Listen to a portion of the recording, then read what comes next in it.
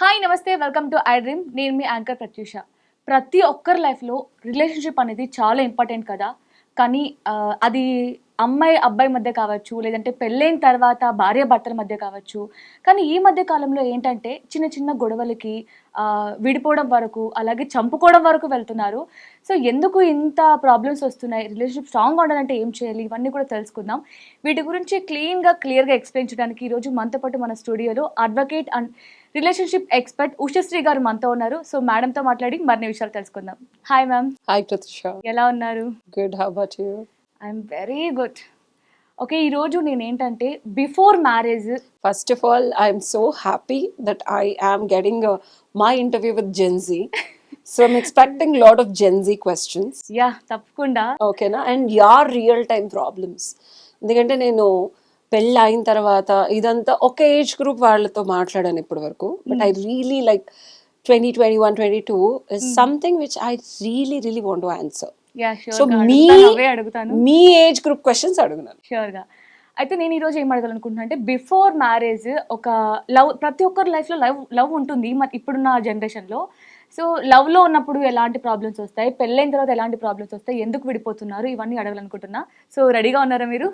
అంతం కాదు, ఇది ఆరంభం. మొదలు పెట్టండి. Yeah, okay. ఇప్పుడు చూస్తే మనం ఈ జనరేషన్లో ప్రతి ఒక్కరి లైఫ్లో లవ్ అనేది ఒకటి ఉంటుంది. కానీ చూస్తే కొన్ని రోజులు అంటే ఒక 6 months వరకు ఉంటారు, తర్వాత 1 year ఉంటారు, విడిపోతున్నారు. ఎందుకు అసలు లవ్ చేయడం ఎందుకు, విడిపోవడం ఎందుకు అంటే ఏం చెప్తారు? నాతో ఇంటర్వ్యూ క్వశ్చనర్ లా ఉంటుంది నీకు ఇక నుంచి. ఓకేనా? మీ జనరేషన్ లో లవ్ అంటే ఏంటి, లేకపోతే నీ దృష్టిలో నువ్వు చూసే పియర్ గ్రూప్ లో లవ్ లో ఎలా పడుతున్నారు, ఎందుకు పడుతున్నారు? ఏమో తెలియట్లేదు నాకు కూడా. అంటే అలా అని కాదు, జెన్జీ ఎక్స్పెక్ట్ చేస్తారు, వాళ్ళకి కావాల్సింది ఒక పర్సన్ లో ఉంది అంటే షూర్ గా లవ్ లో పడతారు కదా. ఇట్ ఆల్వేస్ స్టార్ట్స్ విత్ నాకు నువ్వేమిస్తావు, లేకపోతే నాకు కావాల్సింది నీ దగ్గర ఉందా. పాతకాలంలో ఒక పాట ఉంది, నాకు కావలసింది నీ దగ్గర ఉంది. సో అందుకో అభిసారి కానీ అబ్బాయి ఇస్తున్నాడు, ఇచ్చినంతసేపు అమ్మాయిలు ఉంటున్నారు, తర్వాత లేదు అని తెలిసిన వెంటనే బయటకు వచ్చేస్తారు. సో లేదు అని తెలుస్తుంది అని ముందే తెలుస్తుందా? తెలీదు. ఓకే, సో లేదు అని ముందే తెలుసుకుంటే బ్రేకప్లు ఉండవు. అది నీ క్వశ్చన్కి సొల్యూషన్. ఓకే, అంటే అవసరం అంటారా తెలుసుకోవాలి పెళ్ళికి ముందే ఇవన్నీ అని? మనం లవ్ గురించి మాట్లాడుకున్నాం, ఇంకా పెళ్లి వరకు వెళ్ళలేదు. So you still at the 6 months to 1 year breakup question. ఏదైనా సరే ఇచ్చిపుచ్చుకోవడం అనేది basis of a relationship.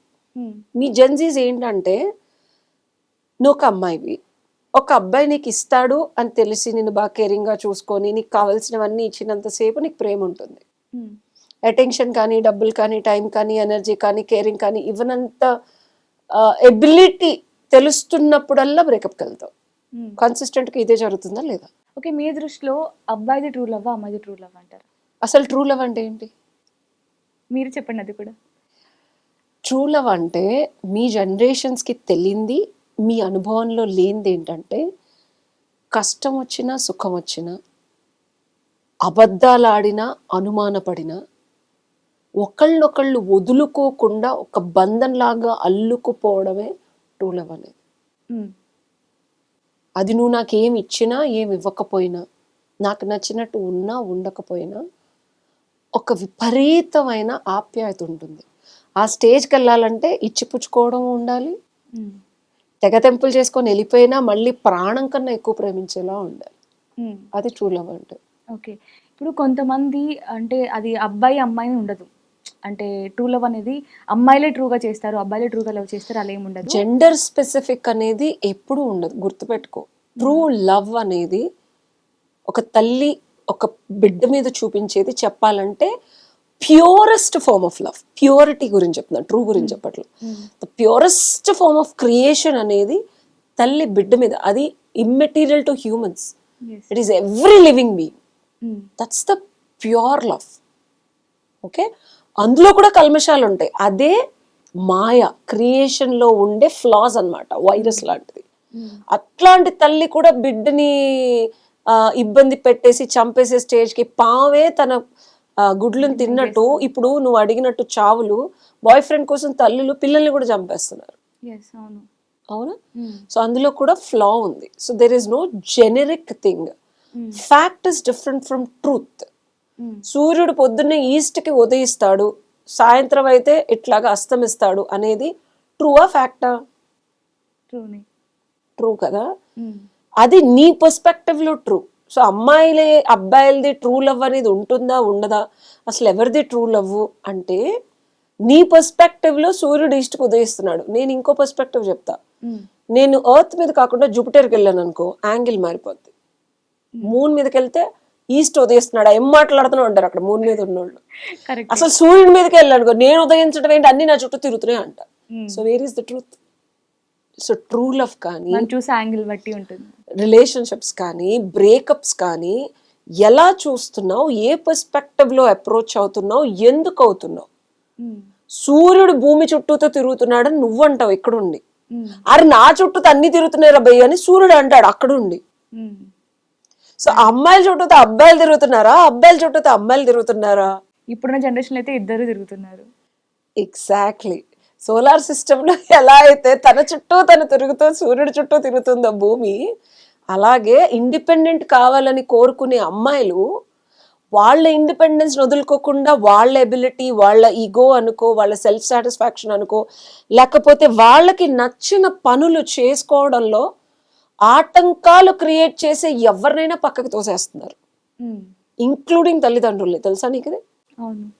Love కోసం పేరెంట్స్ని కూడా వదులుకోవాలనుకుంటున్నారు. అసలు లవ్ కాదబ్బా, ఫర్గెట్ అబౌట్ లవ్. వాళ్ళ ఇండిపెండెన్స్ కోసం, మా కెరియర్ కోసం లవ్ని కూడా కాదంటున్నారు. ఫస్ట్ తల్లిదండ్రులు కాదంటున్నారు లవ్ కోసం. అబ్బాయి దగ్గరకు వచ్చారు, అబ్బాయి తన ఇండిపెండెన్స్కి, తన గ్రోత్కి, తన సక్సెస్కి ఇబ్బంది పెడితే అబ్బాయిని కూడా కాదంటున్నారు. సరే ఇది కూడా కాదురా భయ్, పాప వాళ్ళు ప్రేమగా చూసుకున్నారు, అంతా ఉంది, పిల్లలు కన్నారు. ఇతనికన్నా ఇంకా బెటర్గా ప్రేమించే వాళ్ళ కోసం ఇతని కాదంటున్నారు, పిల్లలు కాదంటున్నారు. బేసికల్ గా కాదంటాం కామన్ అయిపోయింది. అవునా కాదా? ఆడపిల్లలకి when we talk about girls, పెళ్లి వరకు వెళ్ళారు. పెళ్లికి ముందు కూడా లవ్ లో ఉన్నప్పుడు కూడా ఒక అబ్బాయిని ట్రూగా లవ్, అబ్బాయిని అమ్మాయిని కాదు ఇద్దరైనా సరే ట్రూగా లవ్ లో ఉన్నప్పుడు కూడా ఇంకొకరితో ఐ మీన్ చీటింగ్ చేయడం ఎందుకు చేస్తున్నారు అంటారు? చీటింగ్ అని ఎలా అంటావు? నేను నీకు అదే చెప్తున్నా. మళ్ళీ అమ్మాయిలు వెళ్ళి అడిగి మాట ఎంత ధైర్యం నీకు అంటారు. ఏం మాట్లాడుతున్నావు నువ్వు? He's my male best buddy. ఏం మాట్లాడుతున్నావు నువ్వు? I am 41 but I always have friends 19, 20, 20. because boy best ఉండడం తప్పు కాదంటారా? నేను చీటింగ్ అని ఎలా అంటాను? నువ్వు నన్ను చీటింగ్ అని ఎలా అంటావు? తప్పేంటి? ఏం మాట్లాడుతున్నావు నువ్వు? I'm raised with all boys. I'm in a co-ed college. I studied. I'm working. He's my best friend. We don't have feelings ante. Okay. Cheating ఎట్లయితే? ఎందుకు ఐ మీన్ చీటింగ్ ఎట్లయితుంది అబ్బా? అంటే ఒకవేళ అంటే తను ప్రాణంగా ఇష్టపడే అబ్బాయి అయితే నువ్వు ఇష్టపడుతున్నావు రా భయ్, నన్ను లవ్ చేయడం నా తప్ప? నువ్వు లవ్ చేస్తున్నావు, నువ్వు ప్రాణం కన్నా ఇష్టపడుతున్నావు. నాకు నా లైఫ్ లో నా బాయ్ బెస్టీ ఉంటాడు, ఇంకొకడు ఉంటాడు, ఇంకోడు ఉంటాడు. నువ్వెందుకు నన్ను హర్ట్ చేసేలా మాట్లాడుతున్నావు? నన్ను చీటింగ్ అంటావేంటి? నీ ప్రాబ్లం నన్ను లవ్ చేయడం. అలానే అంటారు అయితే, అంటే తప్పు కాదు. ఏం తప్పు ఉంది ఇక్కడ? నా ఇండిపెండెన్స్ ని, నా ఇష్టాన్ని కూడా కొన్ని బౌండరీస్ ఉంటాయి కదా. అంటే ఇంతవరకే నువ్వెవరు డిఫైన్ చేయనీకి నా బౌండరీస్, నా గ్రోత్, నా సక్సెస్, నా wings? I'm independent women. Who the hell are you? Okay, ఇప్పుడు to question my dignity, to live peacefully and move freedom, fundamental right. Okay, I agree. But ఇదే ప్లేస్ లో ఒక అబ్బాయికి గర్ల్ బెస్టీ ఉంటే చాలా accept చేస్తారు. ఎంతో మందికి ఉన్నారు. ఎక్కువ మాట్లాడితే ఇంకా చాలా మల్టిపుల్ రిలేషన్షిప్స్ కానీ గర్ల్స్ యాక్సెప్ట్ చేయరు కదా. అలా ఎందుకు చేయట్లా? చాలా వరకు చేయరు మ్యామ్. చేసిన వాళ్ళు ఉంటారు, చేయని వాళ్ళు. ఇదిగో తిరిగే అబ్బాయిలు ఎప్పుడు ఉంటారు నాన్న. ఓకేనా? నేను అమ్మాయిల గురించి మాట్లాడుతున్నా. అబ్బాయిలు మల్టిపుల్ రిలేషన్షిప్స్ అనేది మన సొసైటీలో చాలా ఏజెస్ నుంచి కామన్, అక్సెప్టబుల్ ట్రూత్. కొత్తగా ట్రెండ్ మారింది ఏంటంటే అమ్మాయిలు. అవునా కదా? ఇప్పుడు ఇందాక నువ్వు అడిగావు, నేను ఒక టీనేజర్లా మాట్లాడితే నువ్వు స్టాండ్ తీసుకోలేకపోతున్నావు. You should actually pose questions to me. I'm talking like a teenager. You should question me. How come you do that, Ani?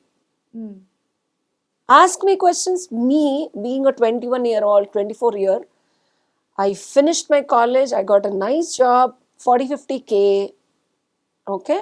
నాకు నచ్చిన వాళ్ళతో నేను ఉంటా, నేను తిరుగుతా, ఇందులో తప్పేముంది అంటుంది అమ్మాయి. నన్ను నువ్వు వచ్చి లవ్ చేసి ఒక అబ్బాయివి, ఓకేనా? నా ఇండిపెండెన్స్ చూసి, నా ఎర్నింగ్ కెపాసిటీ చూసి నువ్వు ఎందుకు పనికిరానోడివి, నీకు ఉద్యోగం లేదు, నేను రీసెంట్గా నాకు ఒక కేసు చెప్పారు. ఆ అమ్మాయికి టీనేజ్, అమ్మాయి 21 పాస్డ్ అవుట్ అంట, తొందరగా జాబ్ వచ్చింది. అబ్బాయి 2016 పాస్డ్ అవుట్, జాబ్ రాలా.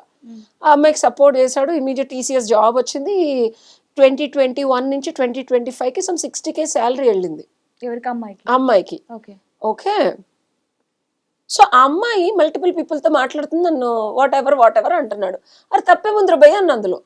ఆ ఉద్యోగం రానప్పుడు నేను సపోర్ట్ చేశాను కదా మేడం అంటే, మరి ఇప్పుడు ఏం చేస్తున్నాను, ఇంకా ఉద్యోగం రాలేదు. రాకపోయినా సరే అంటే తన సపోర్ట్ వల్లే కదా తను అంత దూరం ఇగో బంగారం, ఫ్రెండ్స్ సపోర్ట్ చేస్తారు, వి జోన్ అవుట్ దామ్.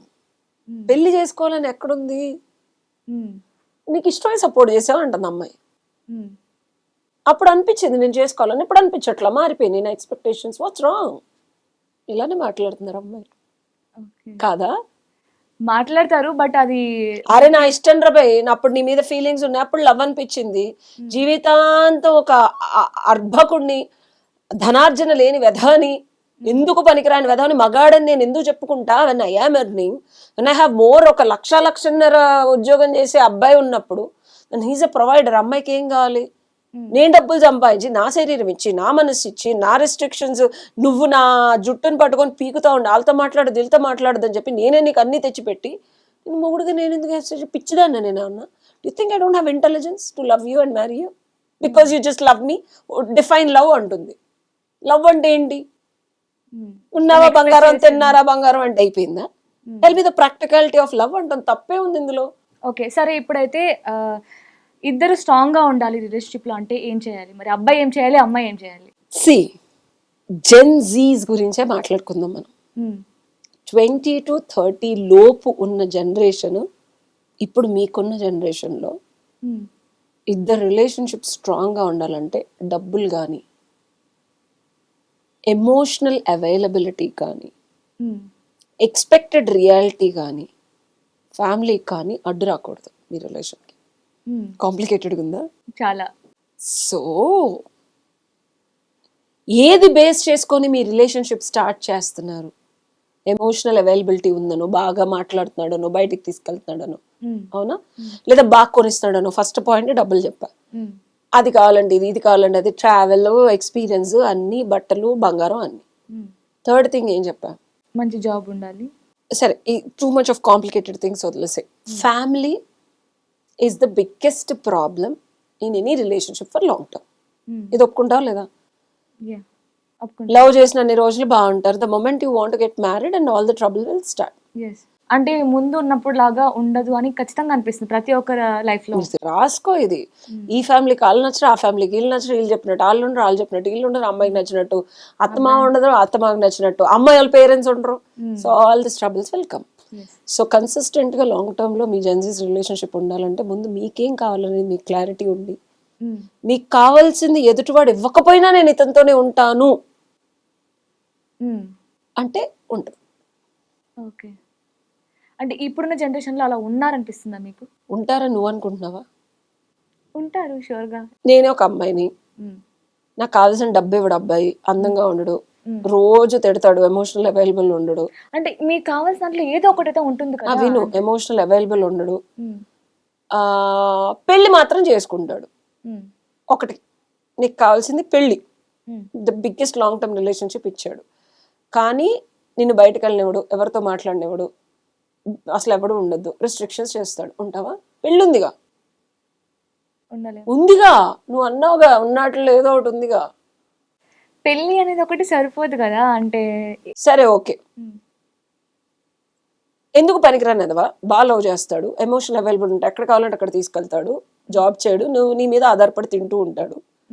బట్ మళ్ళీ నిన్ను రిస్ట్రిక్ట్ చేస్తాడు, నువ్వు వాళ్ళతో మాట్లాడద్దు వీళ్ళతో మాట్లాడద్దు అంటాడు, because is a boy friend is taking care of you. అరే ఇది మరీ బాగుందబ్బా, నువ్వు కావాల్సిన ఆటల్లో ఒక్కటే లేదు, మిగిలిన అన్ని ఉన్నాయి. ఉండాలి కదా లవ్, లాంగ్ టర్మ్ లో ఉండాలి కదా, వదిలేకుండా. నువ్వు సంపాదించేదానికన్నా 3 సంపాదించేవాడు వస్తే వదిలేకుండా ఉండాలి కదా నువ్వు.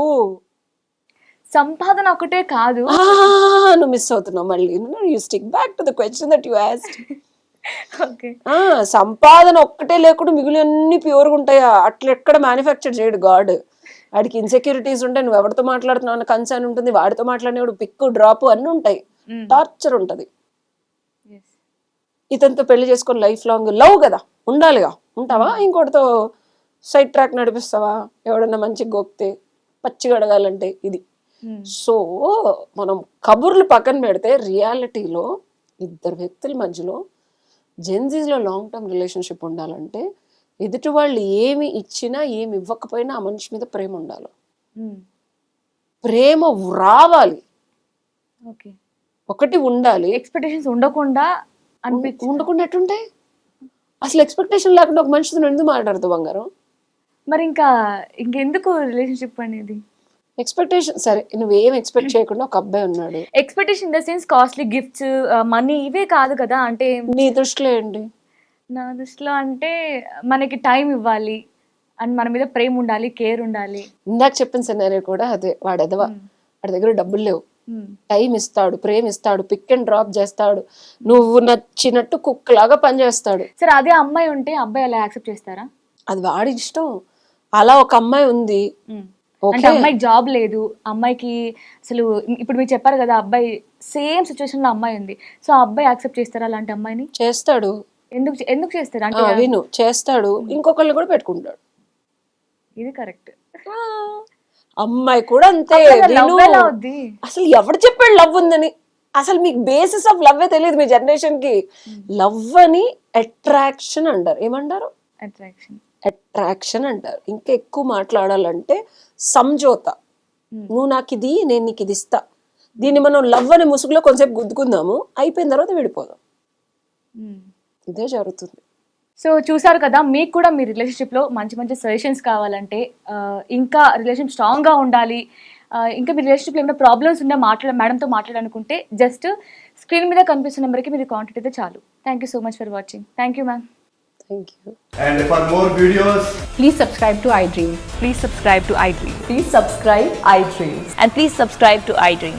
For more videos, subscribe to iDream. please like, share and subscribe to the channel. Congratulations, iDream. Subscribe to iDream. Subscribe to iDream. So subscribe to iDream Media. iDream ki iDream team andarki huge congratulations. Please subscribe iDream Media. Please subscribe to iDream. Subscribe iDream. Please subscribe to iDream. iDream అంటే నా కళల channel subscribe చేసుకున్న నోరు తిరుగుతలేదు, మీరైతే గంట గుర్తు కొట్టండి. For more such videos, please subscribe to iDream. Subscribe to iDream. Please subscribe to iDream. Please subscribe iDream Media. Please do subscribe to iDream. Please subscribe to iDream Media. For best entertainment and information, please subscribe iDream. And don't forget to subscribe to iDream.